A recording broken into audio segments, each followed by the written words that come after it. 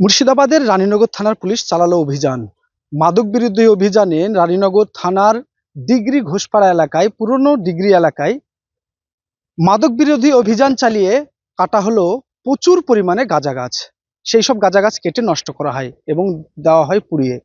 কেননা মাদক বিরোধী অভিযানে মুর্শিদাবাদ জেলা পুলিশ বেশ কয়েক মাস থেকে তৎপরতার সাথে কাজ করছে। ঠিক সেই রকমই দেখা গিয়েছে মুর্শিদাবাদের ডোমকল, জলঙ্গি, সাগরপাড়া এবং ইসলামপুরে এই গাঁজা নিধন করতে।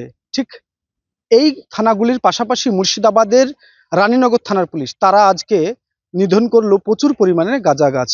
আর এই মাদক বিরোধী অভিযান সাধারণত এই সমাজের ছেলেমেয়েরা বেশিরভাগ সময় একদিকে যেমন মোবাইল গেমে আসক্ত, তেমন নেশায় আসক্ত হয়ে পড়ছে। আর সেই সব নেশার হাত থেকে যুব সমাজকে বাঁচাতেই এই মাদক বিরোধী অভিযান বলে জানা গিয়েছে।